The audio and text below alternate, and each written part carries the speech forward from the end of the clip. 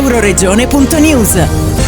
Jupp al tubo, il friulano attraverso il digitale.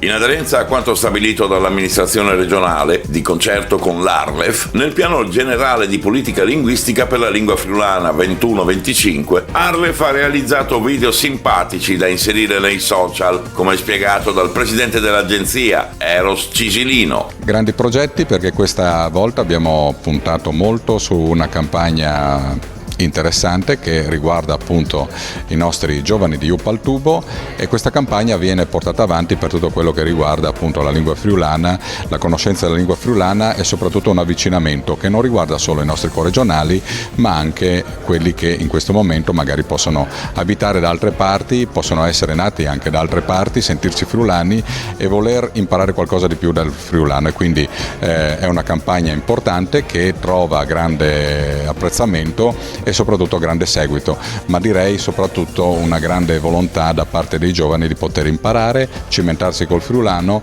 e poter, ecco, dopo la nostra marilenga, su due chiam soprattutto che riguardano appunto la vita quotidiana, quindi anche l'amministrazione pubblica e anche il lavoro. Ma sì, stavolta siamo andati a Trieste, è stato qualcosa di estremamente divertente, molto piacevole, e abbiamo trovato anche grandi punti in comune, quindi probabilmente troveremo la possibilità di poter proseguire con altre puntate. Per i bambini un po' grandicelli, direi, no? Per i bambini dai 18 in su più o meno.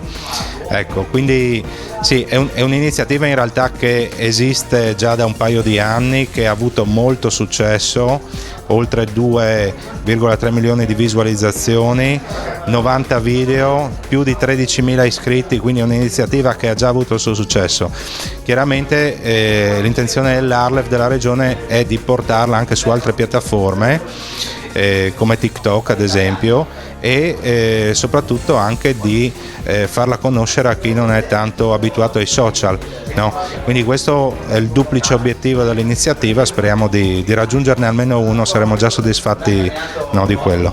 Con le scuole va bene, perché comunque le iscrizioni sono sempre tante, i genitori chiedono quasi l'80% di fare il friulano a scuola, abbiamo da poco realizzato anche la distribuzione del manuale ANIN per l'insegnamento nelle primarie, stiamo facendo anche una distribuzione nelle scuole dell'infanzia di materiali didattici, quindi insomma anche qui stiamo facendo un sacco di iniziative. Chiaramente l'Arlef cerca di dare assistenza e supporto agli insegnanti, che sono i veri referenti, no, per la lingua friulana nelle scuole, e sono quelli che giorno per giorno poi portano avanti l'attività, quindi il grazie va soprattutto a loro per il loro grande lavoro. Intanto è stata un'esperienza molto divertente e gratificante, perché insomma fare spot per me è sempre stata una cosa intrigante, ho sempre fatto spot per la radio dagli anni '80 e quindi anche questa è stata un'ulteriore esperienza. Continuerò a fare cose in friulano, soprattutto il teatro, ma la lingua che prediligo, e quindi la metto in tutte le salse e spero di poter continuare a lungo, così che anche il friulano abbia vita, anche grazie al nostro contributo teatrale, radiofonico, televisivo.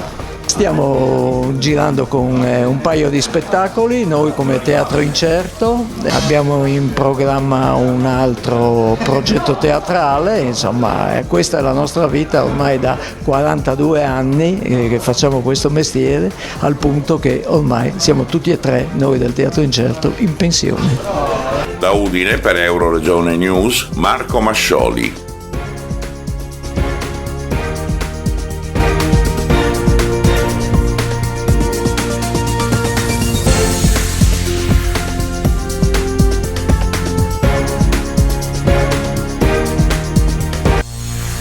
Euroregione.news.